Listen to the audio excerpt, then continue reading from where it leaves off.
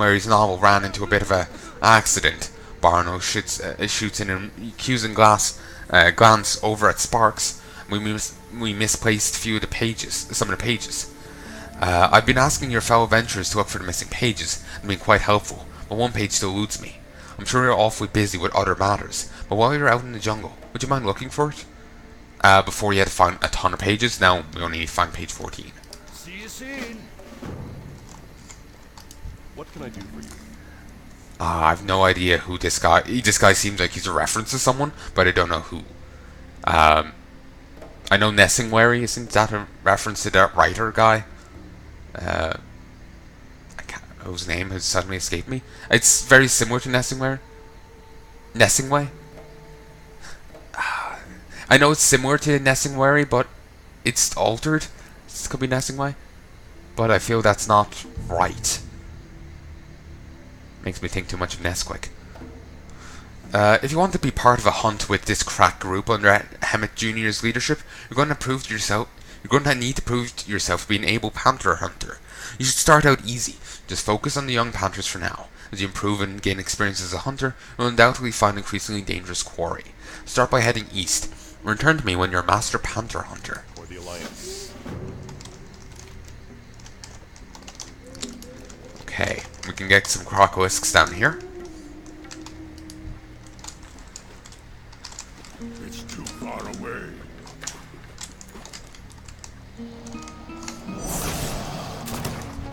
One down, one skin gotten. Shoot, stab. Then get the other skin. And that's some tin, which I should be able to hook to.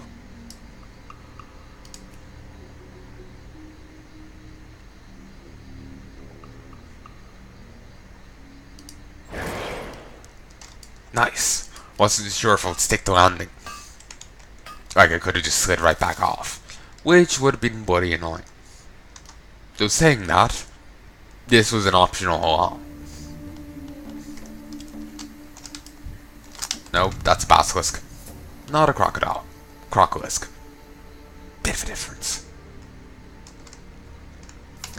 Wasn't there a few over here? Yes.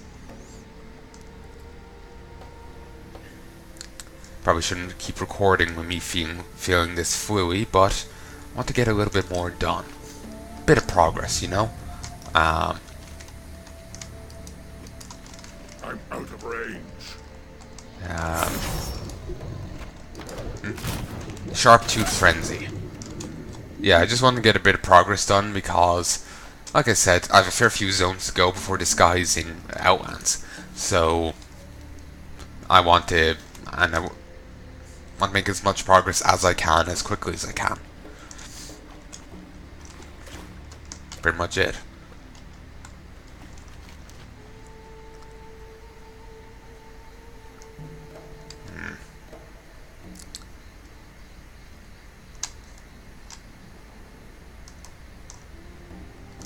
Alright. In here, we'll turn this in. Because we're only, if there's a few quests to this, so it might be relevant to some other area.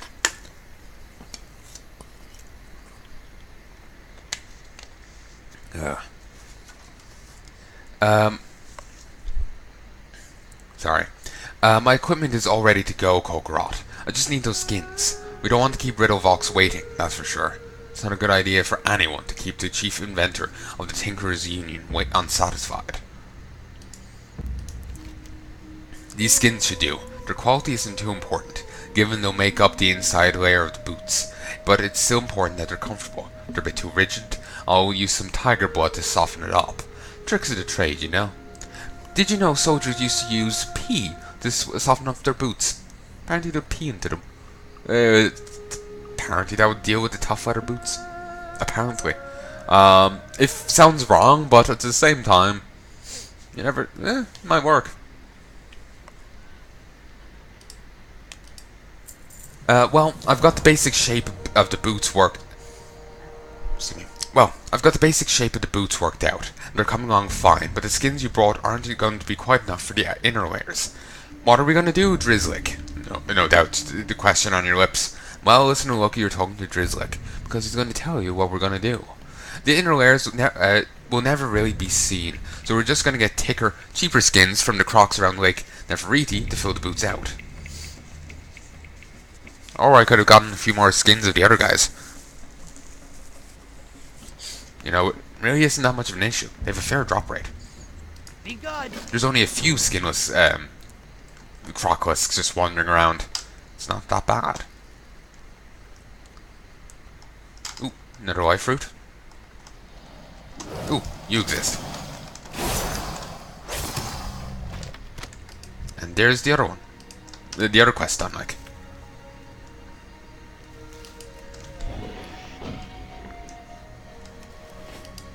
Sadly, I can't read these pages.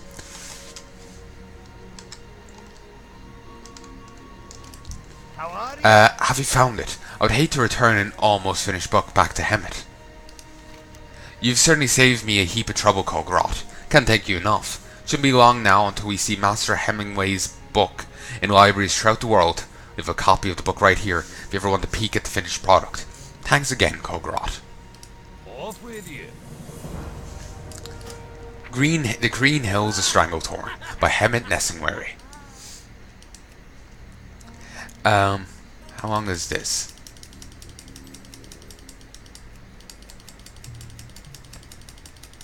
Christ. It's like the longest book here.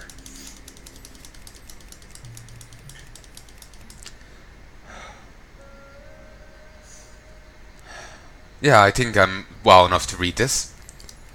Our first day went as well as one can expect first days to go. Most of our time was preoccupied with making necessary arrangements to establish base camp. I discovered an ideal setting by a freshwater river inlet. Judging by the old abandoned docks nearby, this site was inhabited some time ago. As for the original inhabitants, only time can tell that tale. For this expedition, I've assembled Ajak Rurak and Sir S.J. Ergaden, along with my trusty servant, Barnil Stonepot. I fought alongside Ajax's father's side in many battles in defense of the Alliance. Seeing her grown is quite special. Our father schooled her well in ways of weaponry. Her skills with the bow make me wonder if there's elven blood running through those veins. Sir S.J. Ergaden comes from human aristocracy. His father, Count Ergaden, is renowned for his generosity. It was the Count who lobbied for the improved working conditions for the Stonemasons Guild during the Restoration after the Second Great War. In the years that followed after Sormund betrayed the Stonemasons Guild, Sir Ergaden grew bitter about the role of the nobles within the kingdom. He no longer wished to uphold the position that his father's bloodline had earned for him in the House of Nobles. But I digress. The purpose of this story is not to act as a political treaty, or as a biography. This is the account of my experiences hunting the big game, the Green Hills of Stranglethorn. We rose with the sun. Barno began to prepare the morning meal. I noticed Ajax's attention was somewhat distracted. The day's trek would be long, and our hunt would bring us very close to danger. Lack of focus could easily lead to an errant mishap. Yet Ajax seemed unable to divert her gaze from Barno, who stood by the edge of the river, rinsing out his mess kit.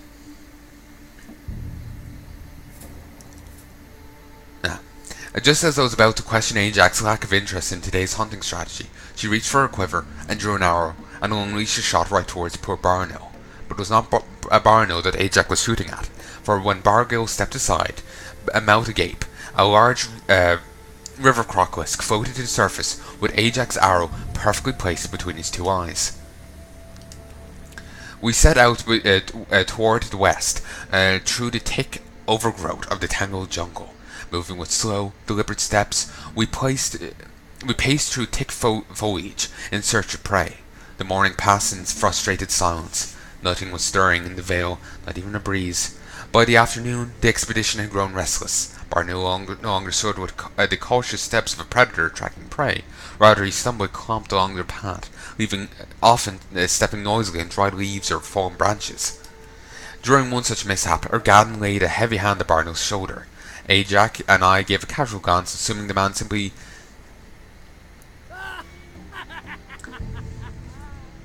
was simply giving Barno a much-needed scolding for his carelessness. Argaden, however, gestured slowly with his head towards a nearby fallen tree. Staring back at us were two piercing black eyes, just above a mouthful of razor-sharp fangs. The beast was a male Stranglethorn tiger. Before I could cock my rifle, Argaden raised his crossbow and fired upon the beast. The bolt missed its mark and caught the beast heavily in the left flank. The tiger made a futile attempt to flee, but its wound was too grave. The beast stumbled for a few tragic seconds, though Barno finished the kill with a thrown axe. The kill brought a festive mood amongst the expedition. Barno poured mead for all to enjoy, but their festivities were short-lived. As we were preparing the corpse for transport back to base, we were all caught off guard by a horrendous growl. In all my years, I never heard anything so blood-curdling. On a rocky precipice above, silhouetted again by the setting sun, I could make out the largest cat of prey I have ever laid eyes upon. I was able to loose one clumsy volley with my rifle, but the cat held its ground. It growled once again, this time louder than the first, and vanished. We gathered our belongings and headed solemnly back to camp. I promised the expedition that we would spend the next day hunting panthers, as their furs are in high demand throughout Azeroth. It only makes sense that such demand should exist with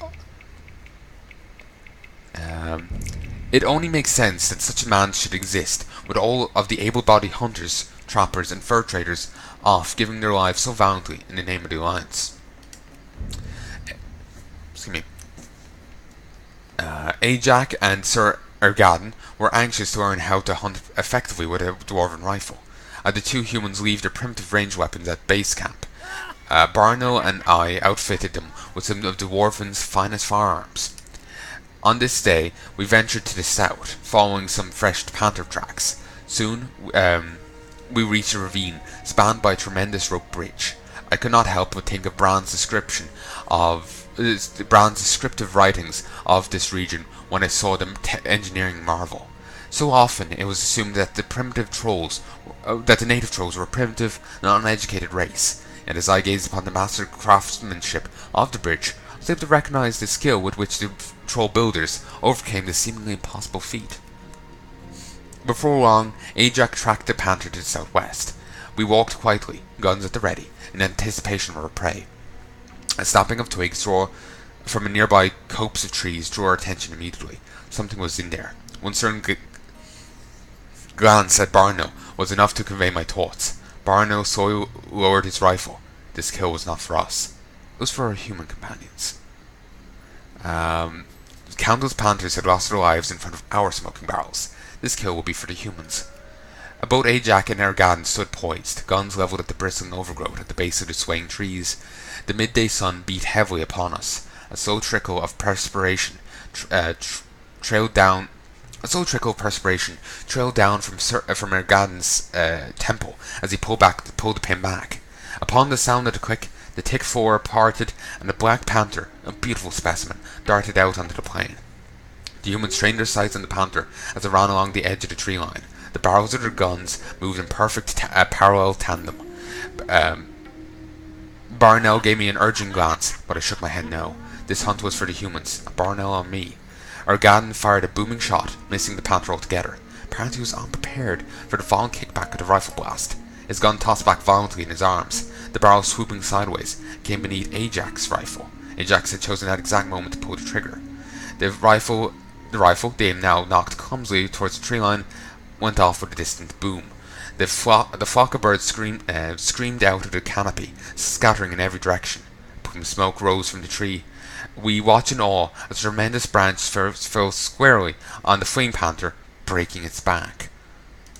As the weeks passed, our stockpile of panther and tiger skins grew immense. I decided it was time for the expedition to shift our focus to a new challenge: raptors. The humans, while appreciative of the training Barno and I offered, decided to refrain from hunting with firearms.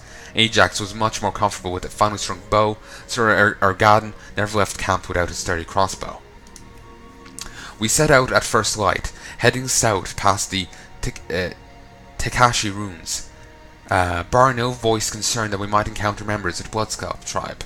Reminded Barno that Bloodscalps were more concerned with destroying their tribal enemy, the Skull Splitters. Needless to say, Barno was not comforted in the least. I, however, had a loaded rifle, a satchel full of gunpowder, and the 3 deadly hunters with me to ease any concerns of an unfriendly ambush. I've stood before a towering inferno on the battlefield, the army of the Burning Legion advancing from all directions. An unruly band of trolls seemed as harmless as a jackrabbit in the hills of Dunmoreau. We passed the Takashi ruins without event, much to Barno's relief. The party proceeded to head westward towards Great Sea, skirting the ruins of Zulkunda, just to the south. As we ascended the high sea bluffs, we spotted our first raptor. The beast never so much as detected our presence. In fact, the only greeting he received from the expedition was a bullet between the eyes. Sir Garden left out a hearty hurrah as Ajax nodded towards me with keen approval. I shifted through my pack in search of my pipe, hoping to enjoy a celebratory smoke. Barno began to scurry up the hillside to retrieve the raptor's corpse. I stared at the fallen beast with satisfaction that accompanies every big kill. But I could not bask in the glory of my kill for long, for when I turned my eyes towards the horizon, several silhouettes appeared, cresting the hill just above poor Barno. "Flee, Barno!" I shouted. Ajax, Sir Algadin and myself loosed a volley of bullets, arrows and bolts over Barno towards the pursuing raptors. One of us landed a kill amidst the confusion. Our hastily aimed shots were enough to buy Barno's escape. Barno clambered back down the hill and rejoined the party. We scurried off into the jungle, a pack of ferocious lash-tailed raptors stalking our every move. The hunters were now the hunted. I led the party towards the sea, hoping that the shoreline would provide refuge from the raptors. In our haste, we drifted too far north, to a precarious high elevation. The mistake was made. The fault was mine. We stopped just short of a sheer cliff, the raptors just a few paces behind. I stepped slowly forward, gun raised. I led these brave hunters to their death, although I died defending them.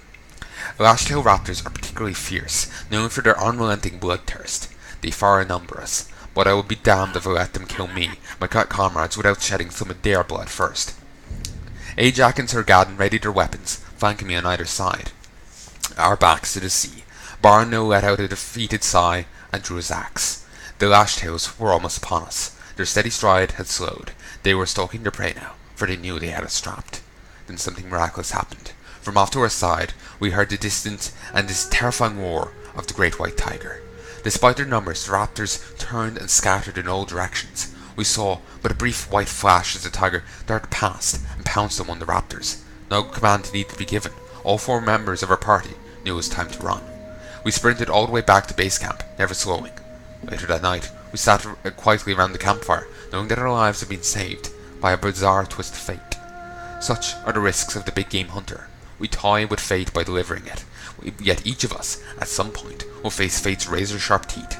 This dwarf is just glad that that moment did not come upon the Green Hills of Stranglethorn. I wish there was more. I wish I could buy a book. It's really interesting. Wouldn't actually be interested in, real hunting stories. I'm too much of a bleeding heart. But, a fictional thing, I have no issue with that. So, yeah. That is actually really bloody interesting me. And my herbalism's gotten high enough I can actually get King's Blood without issue. So, I believe it will be prudent to transform these. I'll sell off the last 9. Probably in the small groups in a group smaller than 9, on the auction house when I get a chance. Because I won't be able to get any more of them for the foreseeable. I suppose I could send it to anyone else with herbalism. On my alts. Actually, yeah, that would be a good idea. Then it's an extra one for me, and it's more likely to sell. Excuse me.